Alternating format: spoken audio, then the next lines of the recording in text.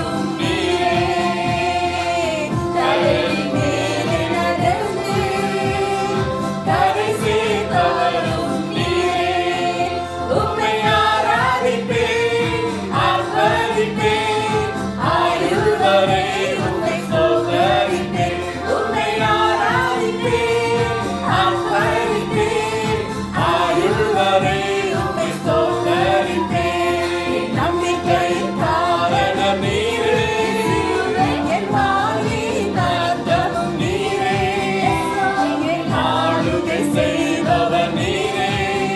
உம்மை புகழ்ந்து பாடிடுவேனே. முதலும் போவார், முடிவும் போவார்.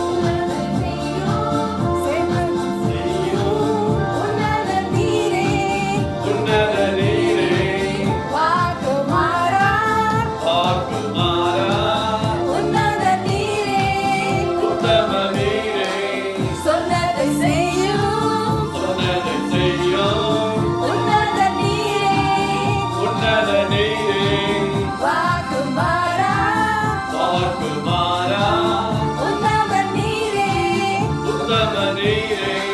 கூப்பிட்ட நேரத்தில் எல்லாம் செவி கொடுப்பவரும் நீரே, கூப்பிட்ட நேரத்தில் எல்லாம் செவி கொடுப்பவரும் நீரே.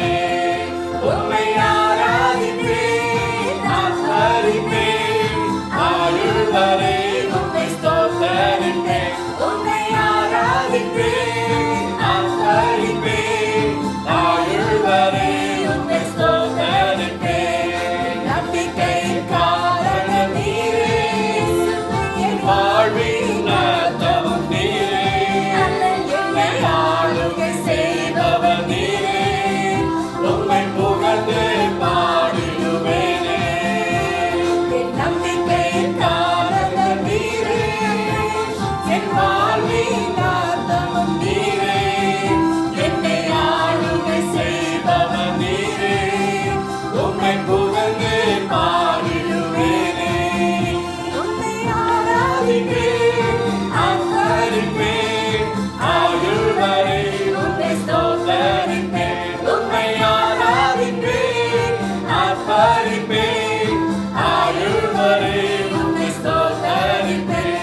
உம்மை ஆராதிப்பேன், ஆராதிப்பேன், ஆயுள் வரை உம்மை ஸ்தோத்தரிப்பேன்.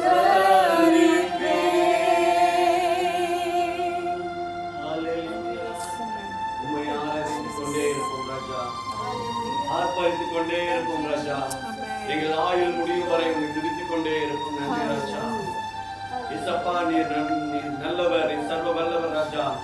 எங்கள் மேல் வாஞ்சியா இருப்பதற்காக உமக்கு நன்றி தகப்பனே. எங்களை ஆட்கொண்டு வழி நடத்துபவரே உமக்கு நன்றி. நன்றி, ஸ்தோத்திரம் ராஜா. நன்றி தகப்பனே. நன்றி ராஜா. உண்மையில் நாங்கள் வாஞ்சியா இருப்பதனால் எங்களை விடுவித்து பாதுகாத்துக் கொண்டோம். இசப்பா, நீர் வழி நடத்தணுமா ஜெபிக்கிறோம் ராஜா. ஆபத்து நாளையில என்னை நோக்கி கூப்பிடு, நான் உனக்கு அறியாதும் எட்டாதுமான பெரிய காரியம் செய்வேன் என்று சொன்னவர். ஆபத்து நாளில் எங்களோடு இருந்து வழிநடத்துபவர் நீர் தகப்பனே. ஏசப்பா, உமக்கு நன்றி. நன்றி ராஜா. நன்றி ராஜா.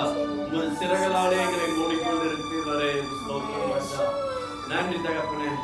நன்றி. உண்மையில் மாஞ்சா இருப்பதனால் என்னை விடுவித்து காப்பவர். பாடலை கைகளை தட்டி உற்சாகமாய் பாடுவோம். நன்றி இயேசுவே. Hallelujah. Thank you, Jesus.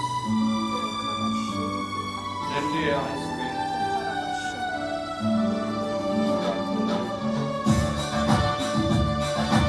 Yes, Lord.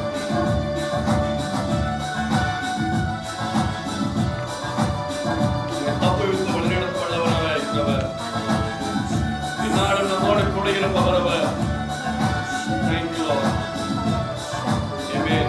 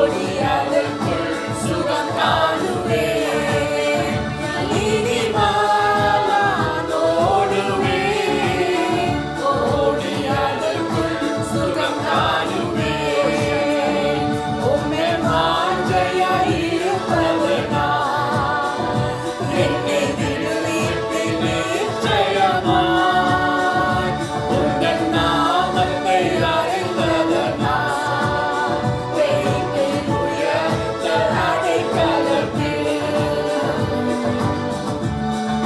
வேடரின் கண்ணிக்கும் பாழாக்கும் கொள்ளைகளுக்கும் அடிக்காமல் தப்பிப்பார்.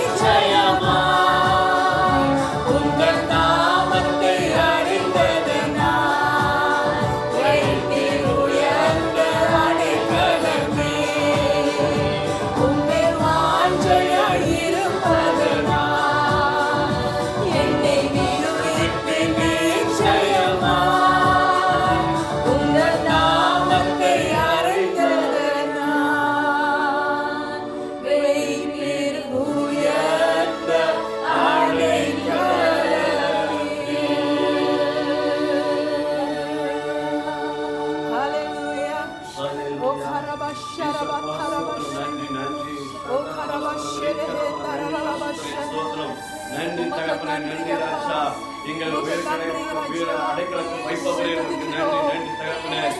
ஹல்லேலூயா, ஹல்லேலூயா, ஹல்லேலூயா. தாய் தன் பாடகனை மறந்தாலும் மறவாதே நேசரே இயேசப்பா, உமக்கு நன்றி, நன்றி. எங்கள் ஒவ்வொருவரையும் உயிரை அடைக்கலத்தில் வைப்பதற்காக நன்றி, நன்றி ராஜா. உங்களோட கூட நன்றிகளை ஏறெடுக்கிறோம் ராஜா. யெகோவா ஈரே, எங்களுக்கெல்லாம் நீரே ஒருவரே ராஜா.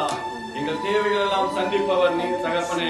எங்கள் ஜெபங்கள் அனைத்திற்கும் விண்ணப்பங்களுக்கும் ஆண்டவரே பதில் தருபவர் நீர் தகப்பனே. இயேசப்பா, உமக்கு கோடி கோடி நன்றிகளை ஏறெடுக்கிறோம் ராஜா. என் பாதையெல்லாம் வெளிச்சமாக நெய்யாய் குளிப்பவரே உமக்கு ஸ்தோத்திரம் ராஜா. நீ போகும் இடமெல்லாம் உன்னோட கூட இருப்பேன் என்று சொன்னவர் நீர் ராஜா.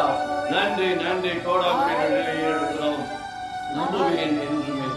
ஹல்லேலூயா, ஸ்தோத்திரம், ஸ்தோத்திரம் ராஜா. அனைவரும் பாடுவோம். யெகோவா ஈரே எனக்கெல்லாம். Thank you, Lord. Hallelujah. Amen. Yes,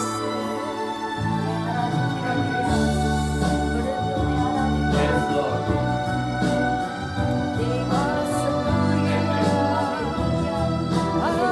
தேவைகளை சந்திப்பவரும்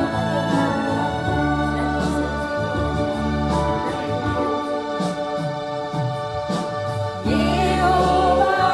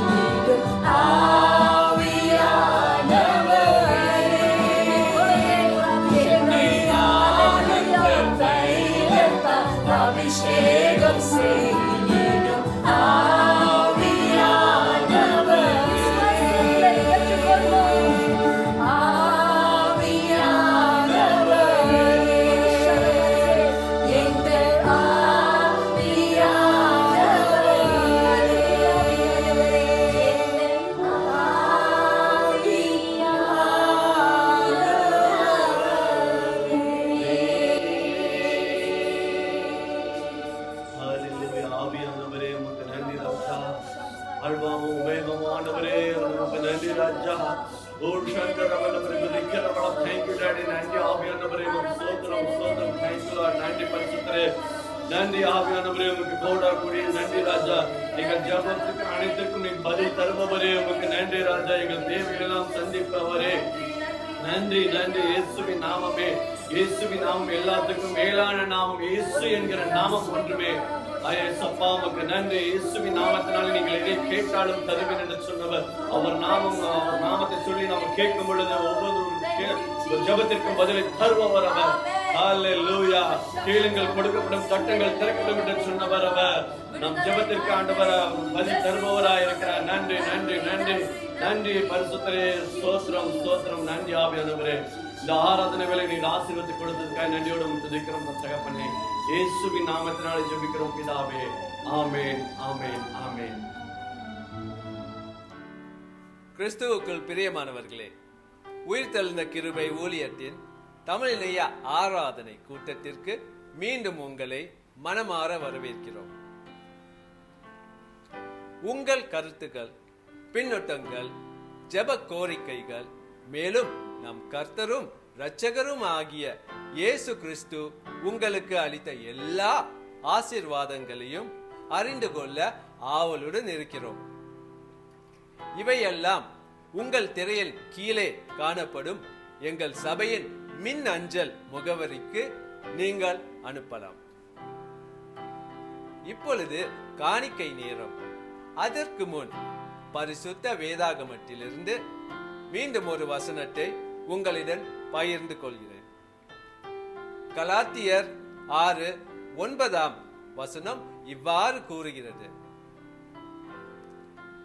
நன்மை செய்கிறதில் சோர்ந்து போகாமல் இருப்போமாக. நாம் தளர்ந்து போகாதிருந்தால் ஏற்ற காலத்தில் அறுப்போம். உங்கள் காணிக்கைகளை எங்கள் சபையின் வங்கி கணக்கு எண்ணுக்கு செலுத்தலாம். அவ்வெண்கள் உங்கள் திரையின் கீழே காணப்படும். எங்கள் சபையின் ஊழிய தேவைகளுக்கு உங்கள் காணிக்கைகளை மகிழ்வுடன் கொடுப்பதற்கு எங்களுடைய மனமாற நன்றியை தெரிவித்துக் கொள்கிறோம். நாம் ஜெபிப்போம். எங்கள் எல்லா தேவைகளையும் பூர்த்தி செய்யும் யெகோவா ஈரே, உமக்கு நன்றி. இக்காணிக்கைகளை எங்கள் சபையின் ஊழியத்திற்கு கொடுத்த எல்லா அன்பான கரங்களையும் ஆசீர்வதியும் ஐயா. அவர்களின் குடும்பங்களையும் ஆசீர்வதியும், அவர்களின் வேலைகளையும் ஆசீர்வதியும், அவர்களின் பள்ளி கல்லூரி படிப்பையும் ஆசீர்வதியும், அவர்களின் எல்லா உற்றார் உறவினர்களையும் ஆசீர்வதியும், அவர்களின் எல்லா தேவைகளையும் சந்தியும், அவர்களை சுகமாய் வைத்திரும். இயேசு கிறிஸ்துவின் இனிய நாமத்தில் எங்கள் ஜெபம் கேளும் நல்ல பிதாவே, ஆமென். இன்றைய செய்திக்கு பிறகு நற்கருணை நேரம் தொடரும்.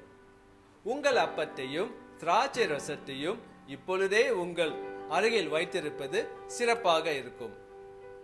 இன்றைய சேரியை வழங்க எங்கள் மூத்த போதகர் ரெவரண்ட் ஆகஸ்டின் பாபுவை வரவேற்போம். ஆண்டவராகிய இயேசு கிறிஸ்துவின் இணைய நாமத்தினாலே உங்களுக்கு என் அன்பின் வாழ்த்துதல்களை தெரிவித்துக் கொள்கிறேன். உங்களை மீண்டும் இந்த லைவ் டெலிகாஸ்ட் மூலம் சந்திப்பதில் நான் மிகுந்த மகிழ்ச்சி அடைகிறேன். கர்த்தர் தாமே உங்களை ஆசீர்வதிப்பாராக. எல்லா விதத்திலும் உங்களை உயர்த்தி பாதுகாத்து நடத்துவாராக. நாம் இன்னும் ஆலயத்தை நாம் இன்னும் திறக்கவில்லை. இன்னும் நமக்கு அநேக விதமான கட்டுப்பாடுகள் இருக்கிறது. வர்ஷிப் நடத்தக்கூடாது. அதே போல் நாம் எல்லோரும் அந்த முகக்கவசம் அணிய வேண்டும். 1 மீட்டர் அளவுக்கு தள்ளி உட்கார வேண்டும். இப்படி பல விதமான காரியங்களை நமக்கு கொடுக்கப்பட்டிருக்கிறது. ஜாக்கிரதையாக எல்லாவற்றை செய்வதற்காக. அதனால் நாம் இன்னும் கொஞ்சம் காலம் காத்திருப்பது நல்லது என்று நான் எண்ணுகிறேன். அடுத்த ஃபேஸ் 3 என்று வரும் பொழுது சில விதமான மாறுதல்கள் இருக்கக்கூடும் என்று நான் விசுவாசிக்கிறேன். ஆனால் கொஞ்சம் பொறுமையாக இருங்கள். உங்கள் பொறுமையை ஆண்டவர் ஆசீர்வதிப்பார். எல்லாவற்றுக்கு மேலாக நீங்கள் இந்த செய்திகளை இந்த ஆன்லைனில் கேட்குறபடியினாலே ஆண்டவர் சகல விதத்திலும் உங்களை ஆசீர்வதித்து பலப்படுத்தி உங்களை உயர்த்துவார். உங்களுக்காக நாங்கள் தினமும் ஜெபிக்கிறோம். அதனால் ஆண்டவர் பெரிய காரியங்களை உங்களுடைய வாழ்க்கையில் செய்து கொண்டு உங்களை அவர் நடத்துவார். நம்முடைய தேவன் அதிசயமான தேவன். பாருங்கள், வேதத்திலே அநேக இடங்களிலே நாம் தேவனுடைய இஷ்டத்தை குறித்து நாம் படிக்கிறோம். ஒரு அழகிய பாடல், பழைய காலத்து பாடல் ஒன்று உண்டு. அவர் செட்டையின் கீழ் அடைக்கலம் புகவே தம் சிறகுகளால் நம்மை மூடுவார் என்று சொல்லி சங்கீதம் 91 தழுவிய ஒரு அழகிய பாடல் ஒன்று உண்டு. அவர் செட்டைகளின் கீழ் அடைக்கலம் புகவே என்று வேத வசனம் சொல்லுகிறது. சரி, ஆண்டவருக்கு செட்டை இருக்கிறதா என்று அடுத்த ஒரு கேள்வி. ஆண்டவருக்கு செட்டை இல்லை. தேவதூதர்களிலும் கேருபீன்களுக்கு மட்டும் செட்டைகள் இருக்கும். கேருபீன், சேராபீன்கள் ஒரு சிலர். மற்ற எல்லா தேவதூதர்களுக்கும் செட்டைகள் இருக்கும் என்று வேத வசனம் சொல்லவில்லை. கிறிஸ்துவுக்குள் பிரியமானவர்களே, அப்படி செட்டை என்றால் என்ன? யாரை ஆண்டவர் செட்டை என்று சொல்லுகிறார்? தனக்கு செட்டை இல்லை. ஆனால் யாரை பார்த்து என் செட்டைகளின் கீழ் என்று ஆண்டவர் சொல்லுகிறார்? எதை குறித்து சொல்லுகிறார்? வேத வசனம் பாருங்கள்.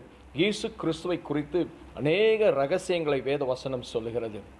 நீங்கள் எப்பொழுதெல்லாம் கிறிஸ்துவை பற்றி எண்ணுகிறீர்களோ அப்பொழுதெல்லாம் உங்கள் மீது ஒரு அபிஷேகம் வரும். எப்பொழுதெல்லாம் கிறிஸ்துவை பேசுகிறீர்களோ அப்பொழுதெல்லாம் ஒரு அபிஷேகம் வரும், ஒரு விடுதலை வரும். எப்பொழுதெல்லாம் கிறிஸ்துவின் பெயரை பயன்படுத்துகிறீர்களோ பிசாசு தானாக நடுங்கும். என்னுடைய அதிசயமான தேவன் பாருங்கள், இயேசு கிறிஸ்து சொல்லும் பொழுது சொல்லுகிறார், என்னுடைய நாமத்தினாலே நீங்கள் எதை கேட்டாலும் என்னுடைய நாமத்தினாலே பிசாசுகளை நீங்கள் துரத்துவீர்கள். அந்த பெயரை நாம் சொல்லும் பொழுதே அதிசயமான காரியங்கள் நடைபெறும். என்ன அதிசயமான தேவன் நமக்கு இருக்கிறார் பாருங்கள். நான் உபாகமத்தின் புத்தகம் 32 அதிகாரம் 9 நான் ஒரு சில வசனங்களை படிக்கிறேன், கேளுங்கள். கர்த்தருடைய ஜனமே அவருடைய பங்கு, யாக்கோபு அவருடைய சுதந்திர வீடு. 10வது வசனம், பாழான நிலத்திலும் உளையிடுதல் உள்ள வெறுமையான அவாந்தர வெளியிலும் அவர் அவனை கண்டுபிடித்தார். அவனை நடத்தினார், அவனை உணர்த்தினார், அவனை தமது கண்ணின் மணியைப் போல காத்தருளினார். கழுகு தன் கூட்டை கலைத்து தன் குஞ்சுகளின் மேல் அசைவாடி தன் செட்டைகளை விரித்து அவைகளை எடுத்து அவைகளை தன் செட்டைகளின் மேல் சுமந்து கொண்டு போகிறது போல கர்த்தர் ஒருவரே அவனை வழி நடத்தினார். அந்நிய தேவன் அவரோடே இருந்ததில்லை. யாக்கோபை குறித்து ஆண்டவர் சொல்லும் பொழுது சொல்லுகிறான், பாழான நிலத்தில் நான் அவனை கண்டுபிடித்தேன். உளையிடுதலுள்ள வெறுமையான அவாந்தர வெளியிலே நான் அவனை கண்டுபிடித்தேன். அவனை நடத்தினேன், அவனை உணர்த்தினேன், அவனை தமது கண்மணி போல காத்தருளினார் என்று வேத வசனம் சொல்லுகிறது. அவாந்தர வழியிலே வனாந்தரத்தில் திரிந்து கொண்டிருந்த யாக்கோபை பார்த்து வேத வசனம் சொல்லுகிறது, யாக்கோபை ஆண்டவர் தன்னுடைய கண்ணின் மணியைப் போல காத்தருளினாராம். அது எப்படி கண்ணின் மணியைப் போல அவனை எப்படி அங்கிருந்து அவர் வழிநடத்தி வந்தார் என்பதற்கு ஒரு எடுத்துக்காட்டை சொல்லுகிறார் பாருங்கள். கழுகு தன் கூட்டை கலைத்து தன் குஞ்சுகளின் மேல் அசைவாடி தன் செட்டைகளை விரித்து அவைகளை எடுத்து அவைகளை செட்டைகளின் மேல் சுமந்து கொண்டு போகிறது போல அவர் ஒரு காரியத்தை சொல்லுகிறார் பாருங்கள். கழுகு தன் செட்டையை விரித்து எப்படி தன் குஞ்சுகளின் மீது அது அசைவாடி அந்த குஞ்சுகளை அதன் மேல் சுமந்து கொண்டு போகிறது போல நான் இந்த இஸ்ரவேல் ஜனத்தை, உங்களை, யாக்கோபை வேத வசனம் சொல்லுகிறது ஆண்டவர் அப்படி சுமந்து கொண்டார் என்று. வேத வசனம் சொல்லுகிறது பாருங்கள், 32:12 படிக்கிறேன். கர்த்தர் ஒருவரே அவனை வழி நடத்தினார். அந்நிய தேவன் அவரோடு இருந்ததில்லை. கர்த்தர் ஒருவரே அவனை வழி நடத்தினார். இதுதான் நாம் சந்தோஷப்பட வேண்டிய ஒரு காரியம். கர்த்தர் ஒருவரே உங்களை நடத்துகிறவர், பிசாசு அல்ல. கர்த்தர் ஒருவரே உங்களை நடத்துகிறவர், மற்ற காரியங்கள் அல்ல. அவரே உங்களை வனாந்தர அனுபவத்தில் இருக்கிற உங்களை அவரே தேர்ந்தெடுக்கிறார், கண்ணின்மணியை போல மாற்றுகிறார், உங்களை நடத்தினார், அவரை உணர்த்துவார். அது போல அது மட்டுமல்ல, வேத வசனம் சொல்லுகிறது அவர் உங்களை கண்டுபிடித்துக் கொள்கிறார். என்ன அதிசயமான தேவன் நமக்கு இருக்கிறார் பாருங்கள். இப்போ வேத வசனம் சொல்லுகிறது, எங்கெல்லாம் செட்டை என்று ஆண்டவருடைய செட்டை என்று சொல்லப்பட்டிருக்கிறதோ, எங்கெல்லாம் செட்டை என்று சொல்லி ஆண்டவர் ஒரு எடுத்துக்காட்டை சொல்லுகிறாரோ, இவைகள் எல்லாம் யாரை குறிக்கிறது என்று சொன்னால் இயேசு கிறிஸ்துவை குறிக்கிறது. இயேசு கிறிஸ்து தான் அந்த செட்டை. பாருங்கள், ஏன் இயேசு கிறிஸ்து என்று பார்த்தால், இயேசு கிறிஸ்து மட்டும்தான் ஆண்டவருடைய அதே குணத்தை பெற்றிருக்கிறவர். அவருக்கு மட்டும்தான் இந்த வனாந்தரத்தில் சுற்றித் திரிகிற தம்முடைய பிள்ளைகளை அவர் நேசிக்க முடியும், கண்ணின்மணியை போல பார்க்க முடியும்.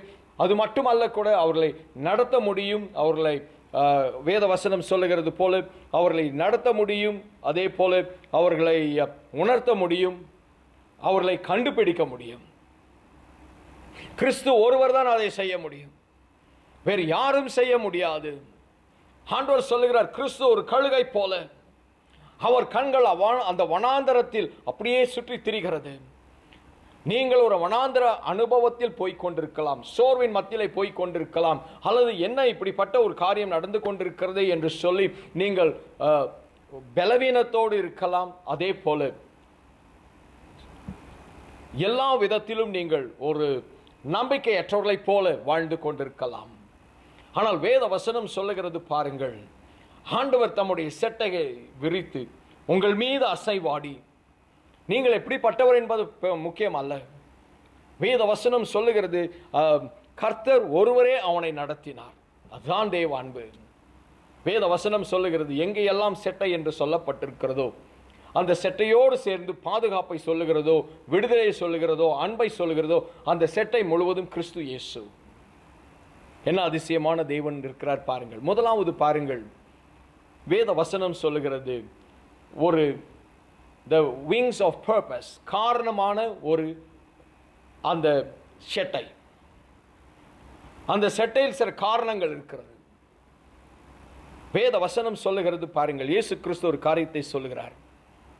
படிக்கிறேன், யோவானின் புஸ்தகம் 1ஆம் அதிகாரம் 10வது வசனத்திலிருந்து நான் படிக்கிறேன் பாருங்கள்.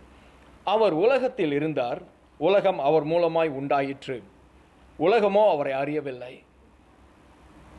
அவர் தமது சொந்தமானதிலே வந்தார், அவருக்கு சொந்தமானவர்களோ அவரை ஏற்றுக்கொள்ளவில்லை. அவருடைய நாமத்தின் மேல் விசுவாசம் உள்ளவர்களாய் அவரை ஏற்றுக்கொண்டவர்கள் எத்தனை பேர்களோ அத்தனை பேர்களும் தேவனுடைய பிள்ளைகளாகும்படி அவர்களுக்கு அதிகாரம் கொடுத்தார். வேத வசனம் சொல்லுகிறது பாருங்கள், அவர் உலகத்தில் இருந்தார், உலகம் அவர் மூலமாய் உண்டாயிற்று. கிறிஸ்து இயேசுவின் பங்கு உலகத்தை உண்டாக்குவதில் மிக முக்கியமான ஒரு பங்கு வகித்தார். ஆண்டவரோடு சேர்ந்து அவர் செய்கிறார். இப்பொழுது வேத வசனம் சொல்லுகிறது பாருங்கள், அவருடைய செட்டைக்கு ஒரு காரணம் ஒன்று இருந்தது. ஆண்டவர் இயேசு கிறிஸ்துவை தம்முடைய செட்டையாக பயன்படுத்தினார், தூதர்களை அல்ல, தீர்க்கதரிசிகளை அல்ல. வேத வசனம் சொல்லுகிறது பாருங்கள், நாம் லூக்கா 13ஆம் அதிகாரம் 34வது வசனத்தை படிக்கிறேன், கேளுங்கள். எருசலேமே எருசலேமே, தீர்க்கதரிசிகளை கொலை செய்து உன்னிடத்தில் அனுப்பப்பட்டவர்களை கல் எறிகிறவர்களே, கோழி தன் குஞ்சுகளை தன் சிறகுகளின் கீழே கூட்டி சேர்த்து கொள்ளும் வண்ணமாக நான் எத்தனை தரமோ உன் பிள்ளைகளை கூட்டி சேர்த்து கொள்ள மனதா இருந்தேன், உங்களுக்கோ மனதில்லாமல் போயிற்று. இயேசு கிறிஸ்து எருசலேம் பட்டணத்தை பார்த்து சொல்லும் பொழுது சொல்லுகிறார், நீங்கள் தீர்க்கதரிசியை கொலை செய்தீர்கள், பல முறை நான் ஜனங்களை அனுப்பினேன், அவர்கள் எல்லோரையும் நீங்கள் கொலை செய்தீர்கள். ஆனால் நானோ பாருங்கள், கோழி தன் குஞ்சுகளை கூட்டி சேர்க்கிறதை போல நான் கூட்டி சேர்க்கும் படிக்கு வந்தேன், நீங்களோ என்னை சேர்த்து கொள்ள மனதில்லாமல் இருந்தீர்கள். எங்கே சேர்த்து கொள்ளுகிற எங்கே சுகமாக்குகிற, எங்கே விடுதலை கொடுக்கிற செட்டைகள் என்று கூறப்பட்டிருக்கிறதோ, அல்லது ஏதாவது ஒரு பறவையை ஆண்டவர் ஒரு எடுத்துக்காட்டாக சொல்லுகிறாரோ, அங்கே எல்லாம் அவர் சொல்லுவது கிறிஸ்து இயேசுவை. கிறிஸ்து இயேசுவுக்கு மட்டும்தான் ஆண்டவருடைய குணமும் மனமும் அப்படியே இருந்தது. என்ன அதிசயமான தேவன் நமக்கு இருக்கிறார் பாருங்கள். கொலை செய்த ஜனங்கள், ஆனால் ஆண்டவர் சொல்லுகிறார், நான் உங்களை கூட்டி சேர்க்க, எப்படி கோழி தன் குஞ்சுகளை கூட்டி சேர்க்கிறதோ அப்படி கூட்டி சேர்க்க நான் ஆசைப்பட்டேன். அந்த செட்டை வேறு யாரும் அல்ல, கிறிஸ்து இயேசு. அவர் மட்டும்தான். நாம் எந்த நிலையில் இருந்தாலும் சரி, எவ்வளவு பலவீனங்களில் இருந்தாலும் சரி, எத்தனை முறை நாம் தவறி தவறி தவறி ஆண்டவரிடத்தில் வந்தாலும் சரி, நம்மை கூட்டி சேர்க்கிற குணம் அவர்கிட்ட மட்டும்தான் உண்டு. ஆண்டவருடைய இருதயத்தை பிரதிபலித்தார் கிறிஸ்து. அதனால்தான் ஆண்டவர் சொல்லும் பொழுது சொல்கிறார், கோழி தன் குஞ்சுகளை எப்படி கூட்டி சேர்க்கிறதோ அது போல அதை கிறிஸ்து மட்டும்தான் செய்ய முடியும். அவர்தான் அதை செய்கிறார் என்று. இரண்டாவது பாருங்கள், வேத வசனம் சொல்லுகிறது, குணமாக்கும் செட்டை, ஆரோக்கியத்தை கொண்டு வருகிற செட்டை. வேத வசனம் சொல்லுகிறது, படிக்கிறேன் கேளுங்கள். மல்கியாவின் புஸ்தகம் 4ஆம் அதிகாரம் 2வது வசனத்தை படிக்கிறேன் கேளுங்கள். ஆனாலும் என் நாமத்திற்கு பயந்திருக்கிற உங்கள் மேல் நீதி என் சூரியன் உதிக்கும், அதன் செட்டைகளின் கீழ் ஆரோக்கியம் இருக்கும். நீங்கள் வெளியே புறப்பட்டு போய் கொழுத்த கன்றுகளைப் போல வளருவீர்கள். இந்த தீர்க்கதரிசியை மல்கியா சொல்லும் பொழுது, இந்த தீர்க்க தரிசனத்தை சொல்லும் பொழுது அவன் கிறிஸ்து இயேசுவை பார்க்கிறான். அவர்தான் நீதியின் சூரியன். வேத வசனம் சொல்லுகிறது, ஆனாலும் என் நாமத்திற்கு பயந்திருக்கிற உங்கள் மேல், அவருடைய நாமம் கிறிஸ்து என்னும் நாமத்தின் மீது நீங்கள் அன்பு கூர்ந்து அந்த நாமத்திற்கு நீங்கள் பயந்திருக்கும் பொழுது உங்கள் மீது கிறிஸ்து உதிக்கிறார். அது மட்டுமல்ல, பாருங்கள், வேத வசனம் சொல்லுகிறது, அதன் சேட்டைகளின் கீழ் ஆரோக்கியம் இருக்கும். ஆரோக்கியம் 24 மணி நேரமும் ஆண்டவருடைய இருதயத்தில் இருக்கிற ஒரு குணம். வேறு யாரும் ஆரோக்கியத்தை பற்றி சிந்திக்க மாட்டார்கள். தேவதூதர்களுக்கு ஆரோக்கியத்திற்கும் சம்பந்தம் கிடையாது. அவர்கள் அதை குறித்து சிந்திக்க மாட்டார்கள். உங்களுடைய சரீரத்தில் ஏதாவது ஒரு வியாதி உங்களை தொட்டுவிட்டால் அதை குணப்படுத்த வேண்டும் என்று சொல்லுகிற ஒரே உணர்வு ஆண்டவருக்கு மட்டும்தான் உண்டு. நிச்சயமாய் பிசாசுக்கு கிடையாது. அவைகளால் அநேக வியாதிகள் வந்து விடுவதற்கான காரணங்கள் உண்டு. அவைகள் தான் கொண்டு வரும். ஆனால் குணமாக்க வேண்டும் என்பது, ஆரோக்கியத்தை கொண்டு வர வேண்டும் என்பது எப்பொழுதும் ஆண்டவருடைய இருதயத்தில் இருக்கிற ஒரு காரியம். வேத வசனம் சொல்லுகிறது பாருங்கள், அந்த நீதியின் சூரியன் இடத்தில் ஒரு செட்டை இருக்கிறது. அந்த செட்டை பார்த்தீர்களானால் அதற்கு கீழே ஆரோக்கியம் இருக்கிறது. இந்த ஆரோக்கியத்தை பற்றி சிந்திக்கிறது ஆண்டவர் மட்டும்தான். அவருக்கு அடுத்தது அதே விதத்தில் சிந்திப்பது கிறிஸ்து இயேசு மட்டும்தான். இப்பொழுது வேத வசனம் சொல்லுகிறது பாருங்கள், நீதியின் சூரியன் உதிக்கும், அங்கே இருந்து ஆரோக்கியம் வரும் என்று சொல்லவில்லை. அந்த செட்டையின் கீழ், அந்த கிறிஸ்துவின் கீழ் தான் உங்களுக்கு ஆரோக்கியம். என்ன அதிசயமான தேவன் நமக்கு இருக்கிறார் பாருங்கள். கிறிஸ்துவை ஆண்டவர் தம்முடைய செட்டையாக வைத்திருந்தார்.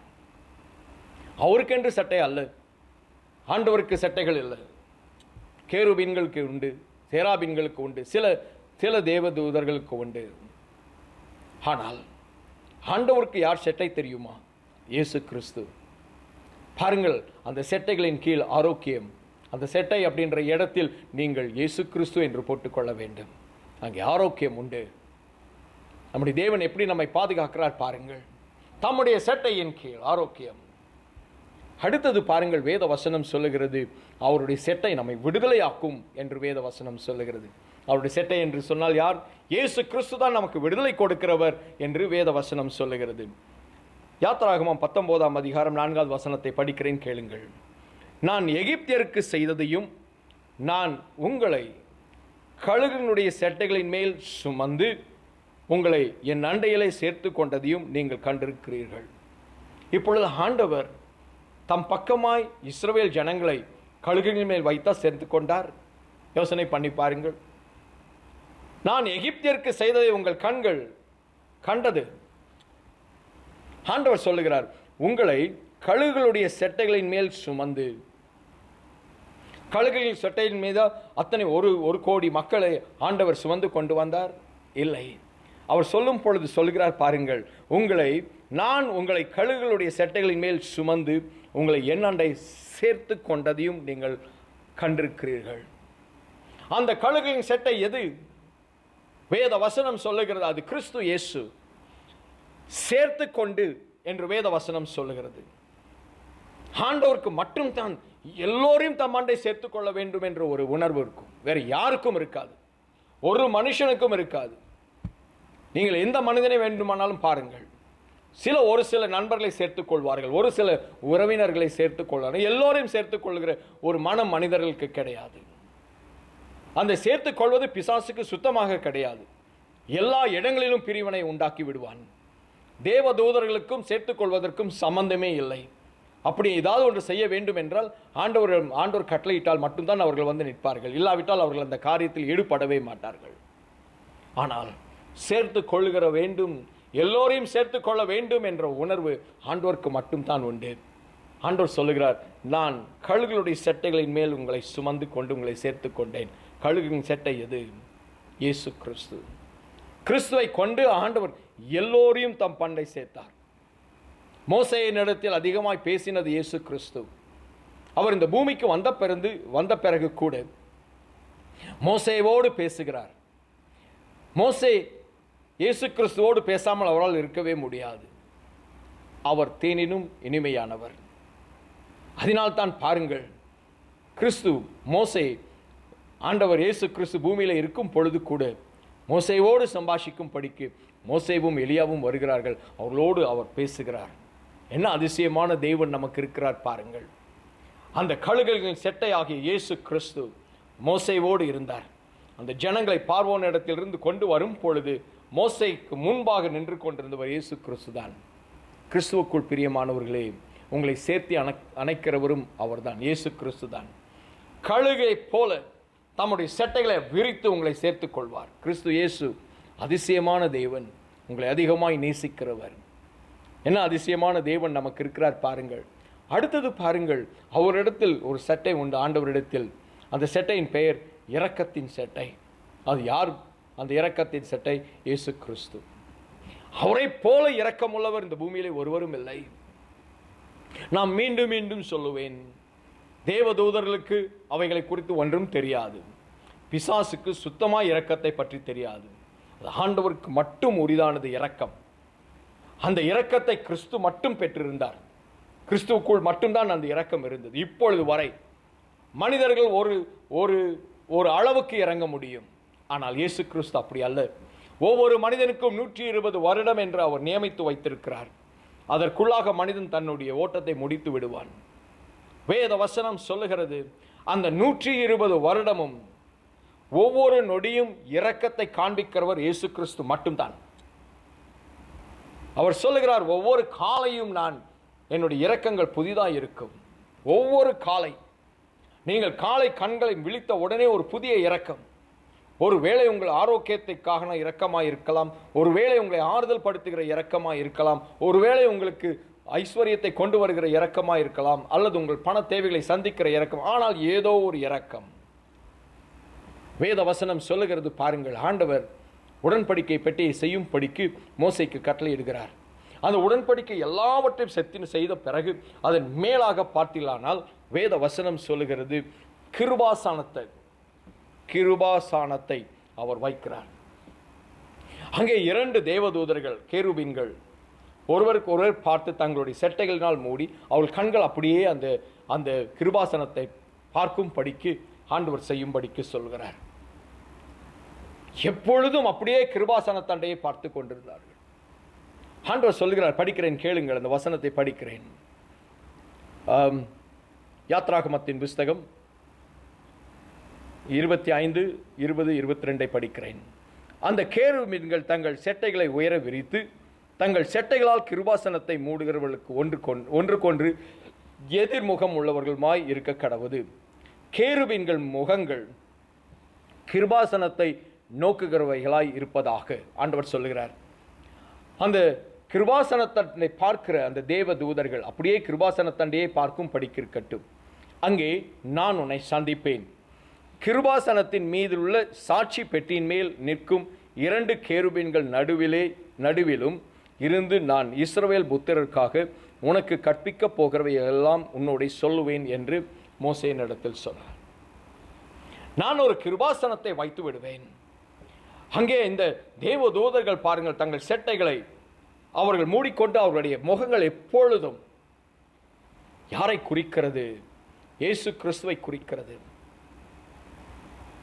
இயேசு கிறிஸ்துவை நீங்கள் ஏற்றுக்கொண்ட பிறகு ஒவ்வொரு நொடியும் உங்களுக்காக அவர் பிதாவின் முகத்தையே பார்க்கிறார். எதற்கு? உங்கள் மீது நியாய தீர்ப்பை கொண்டு வருவதற்கல்ல, நமக்கு அவர் இரக்கத்தை காண்பிப்பதற்காக. இப்பொழுது ஆண்டவர் இரக்கத்தின் கிருபாசன தண்டையில் உட்கார்ந்திருக்கிறார். ஆங்கிலத்தில் பார்த்தீங்கன்னா mercy seat என்று சொல்லுவார்கள். ஜட்ஜ்மெண்ட் சீட் அல்ல, mercy seat. கிருபாசனத்தண்டையில் உட்கார்ந்திருந்து அங்கே இருந்து அவர் கிருபையை மட்டும்தான் சொல்ல முடியும், இரக்கத்தை மட்டும்தான் காண்பிக்க முடியும். இயேசு கிறிஸ்து உங்களுக்காகவும் எனக்காகவும் ஒவ்வொரு நாளும் பார்த்தீர்களானால் அந்த முகத்தை பார்க்கிறார். ஆண்டவர் கிருபாசனத்தண்டை பார்க்கிறார். அவரிடத்திலிருந்து இரக்கம் வரும் என்று எப்பொழுதும் நோக்கி கொண்டிருக்கிறார். வேத வசனம் சொல்லுகிறது பாருங்கள், அந்த செட்டைகள் இரக்கத்தையே நோக்கி பார்க்கிறது. கிறிஸ்துவுக்குள் பிரியமானவர்களே, நம்முடைய இயேசு கிறிஸ்து மிகவும் நல்லவர். ஒவ்வொரு நாளும் உங்களுக்காக இரக்கத்தை அவர் தேடுகிறவர், உங்களுக்காக இரக்கத்துக்கு வேண்டிக் கொள்கிறவர். அவருடைய முகம் எப்பொழுதும் பிதாவின் முகத்தையே பார்த்து கொண்டிருக்கும். உங்கள் நிமித்தமாக ஒவ்வொரு நொடியும் பார்த்து கொண்டிருக்கும். இரக்கம் வர வேண்டும், இரக்கத்தை காண்பிக்க வேண்டும் என்று சொல்லி. ஆனால் ஆண்டவர் எங்கே உட்கார்ந்திருக்கிறார் பாருங்கள்? கிருபாசன தண்டையில். அங்கே இருந்து அவர் கிருபையான காரியத்தை மட்டும்தான் பேச முடியும். என்ன அதிசயமான தேவன் நமக்கு இருக்கிறார். அவர் செட்டையின் கீழ் அடைக்கலம் புகவே என்று வேத வசனம் சொல்லுகிறது. அப்படின்னா என்ன அர்த்தம்? ஒரு காரணம் உண்டு.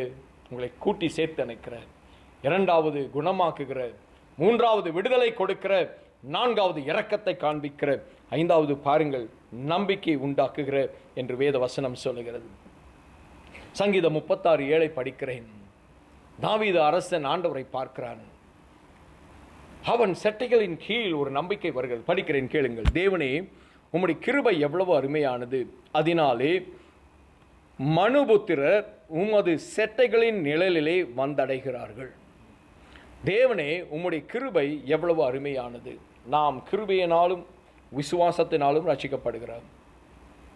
அவன் சொல்லுகிறான், தேவனே, உம்முடைய கிருபை எவ்வளவு அருமையானது, அதனாலே மனுபுத்திரர் உமது செட்டைகளின் நிழலிலே. உமது செட்டைகள், அவருக்கு எங்கே சட்டை? இப்பொழுது இந்த வசனத்தை இப்படி நான் படிக்கிறேன், கேளுங்க. அதனாலே மனுபுத்திரர் இயேசு கிறிஸ்துவின் நிழலிலே வந்தடைகிறார்கள். உங்கள் மீது ஆண்டவர் கிருபையை வைத்த உடனே அடுத்த நொடி உங்களை கிறிஸ்துவண்டை அவர் சேர்த்து விடுவார். கிறிஸ்துவின் நிழலில் இருக்கும்படிக்கு செய்து விடுவார்.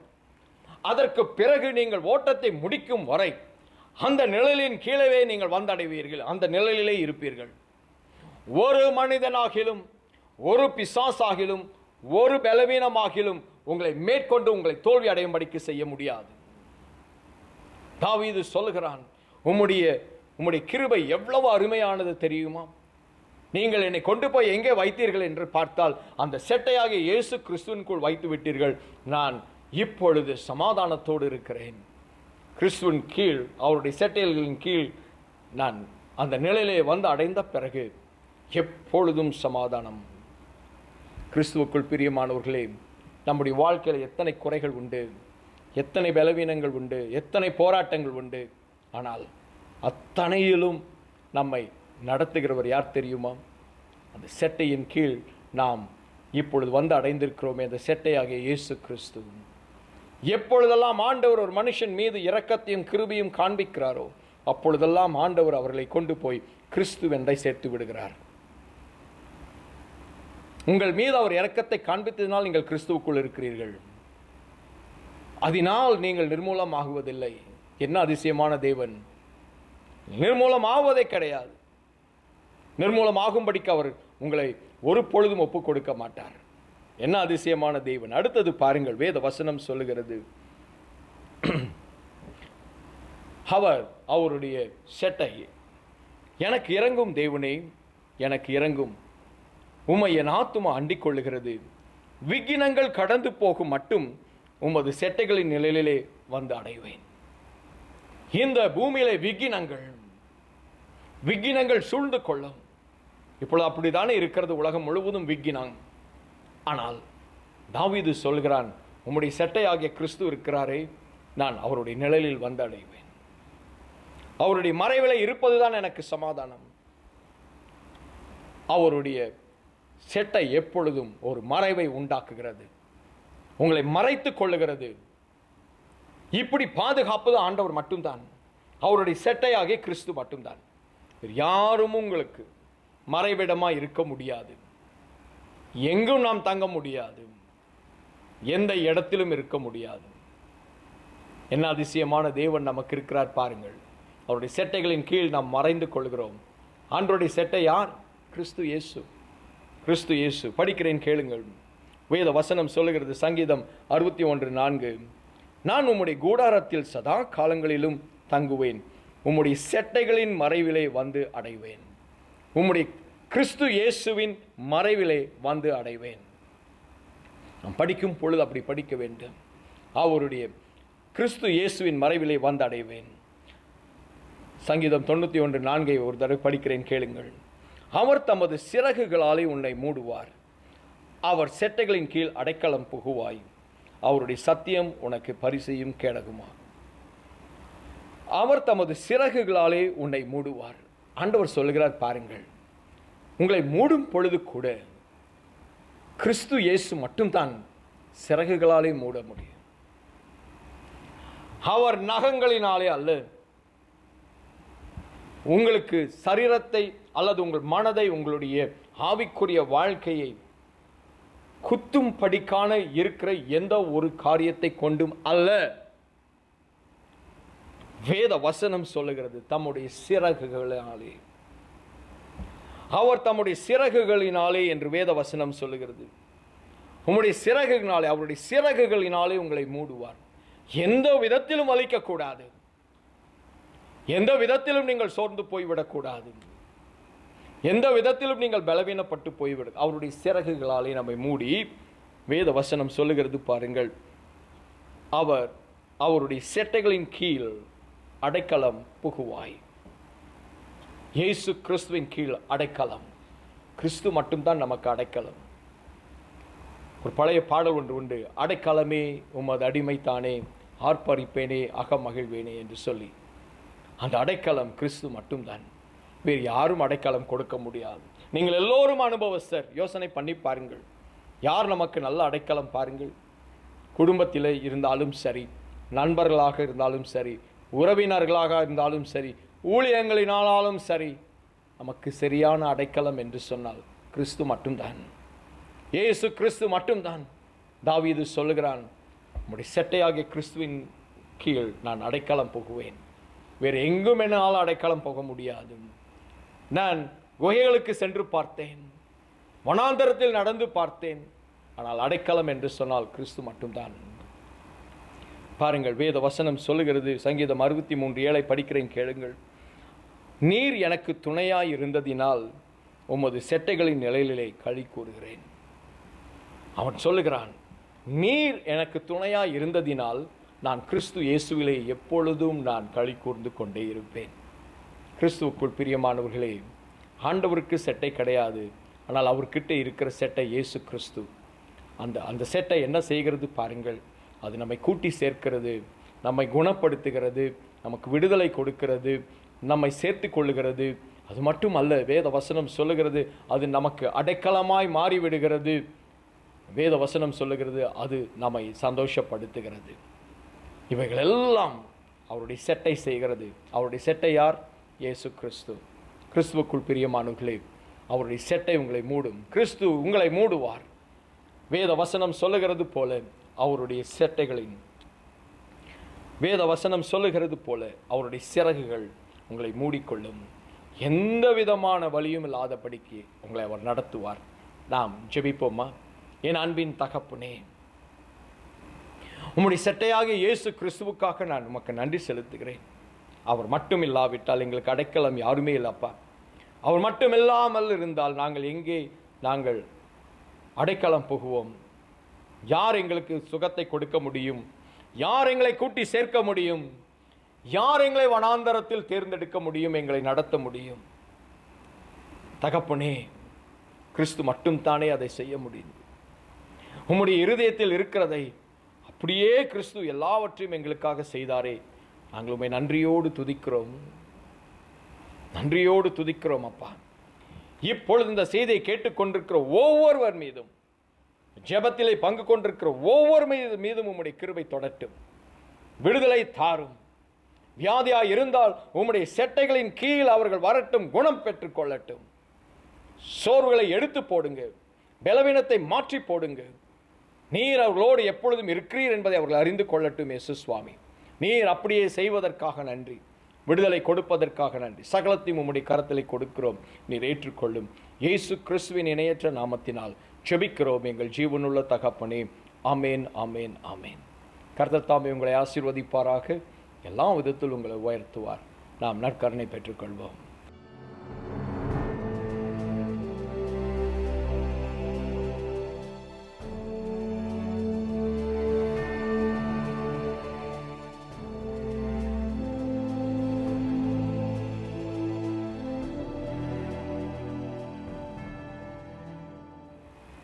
இயேசு கிறிஸ்து தாம் காட்டி கொடுக்கப்பட்ட அந்த இரவு அப்பத்தை எடுத்து ஸ்தோத்திரம் பண்ணி அதை பிட்டு தம்முடைய சீஷர்களுக்கு கொடுத்து, இதை வாங்கி நீங்கள் புசிங்கள், இது உங்களுக்காக பிற்கப்பட்ட என்னுடைய சரீரமாய் இருக்கிறது என்ற நம்பிக்கையோடு நாம் சாப்பிடுவோம்.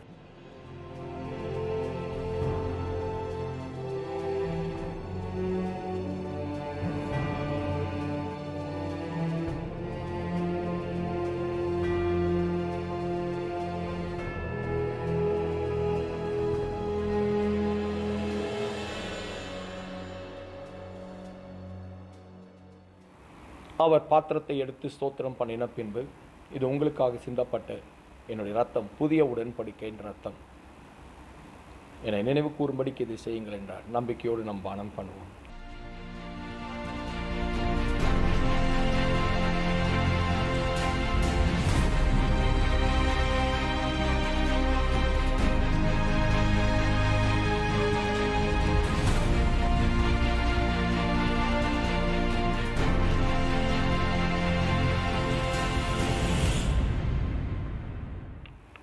நாம் ஆசீர்வாதத்தை பெற்றுக்கொள்வோம். நம்முடைய கர்த்தராகிய இயேசு கிறிஸ்துவின் கிருபையும் தேவனுடைய அன்பும் பரிசுத்தாவின் ஐக்கியம் சதா காலங்களிலும் உங்களோடு இருப்பதாக. ஆமென்.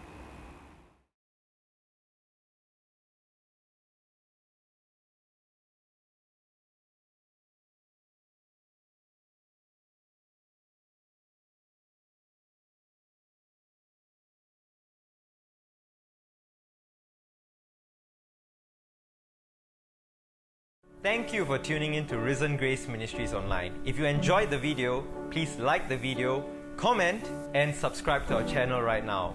Also, if you'd like to contact us, you may do so via this email. For more details, you may refer to the description box below. Also, share this video with your friends and family to spread the love and the word of God in this season. Once again, thank you for tuning in, and God bless you.